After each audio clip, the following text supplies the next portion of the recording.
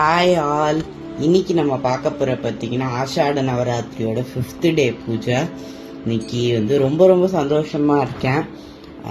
3-4 நாளாக நிறைய இடத்துல பூஜை பண்ணி லாஸ்ட்டாக நம்ம வீட்டுக்கும் நம்ம வீட்டில் பூஜை பண்ணியாச்சு. நம்ம பெரியவராகி அம்பாளுக்கு இன்னைக்கு அவ்வளோ பூ.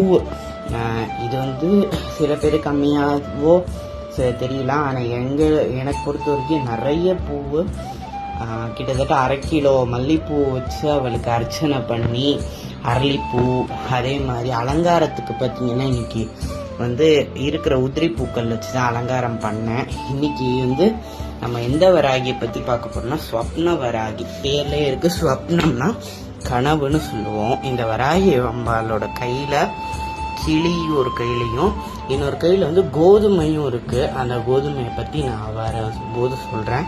அபயவரத ஹஸ்தம் வச்சு ஒரு கால் மடிச்சு ஒரு கால் தொங்க போட்டு இந்த அம்பாள் உட்காந்துருக்காங்க. இந்த அம்பாள் பேர்லயே இருக்கு ஸ்வப்னம்னு. நல்ல கெட்ட கனவு, தீய கனவு அதெல்லாம் வரதெல்லாமே இந்த அம்பாள் எடுக்கிறதா சொல்லுவாங்க. அதே மாதிரி இந்த கெட்ட கனவுகள் நம்ம கர்ம வினை குறையுதுன்னு சொல்றாங்க. ஏன்னா அதுல நம்ம அலறது கத்துறது ஒருத்தவங்க துரத்துறதுலாம் நம்ம கர்ம வினை அதுலயும் போகுது அப்படின்னு சொல்றாங்க. அதனால கெட்ட கனவுகள் அந்த மாதிரி வரத்துக்காக இந்த அம்பாளை நம்ம வேண்டிக்கலாம். இன்னைக்கு பார்த்தீங்கன்னா விளக்குக்குள்ளெல்லாம் போடுற மாதிரி ஃபுல்லாக பூஜை பண்ணி இருக்கு. இன்னைக்கு என்ன ட்ரெஸ்னா, வராகி அம்பாளுக்கு அரளிப்பூ ரொம்ப உகந்ததுன்னு சொல்லுவாங்க. அதனால அரளிப்பூவும் அதுக்கு கான்ட்ராஸ்டாக மல்லிப்பூ மாலையும் போட்டிருக்கேன். இன்னைக்கு அர்ச்சனை ரொம்ப சந்தோஷமா 2 தாமரை கொடுத்தோடனே மகாலட்சுமி மாதிரி அழகா உட்காந்துருக்கா.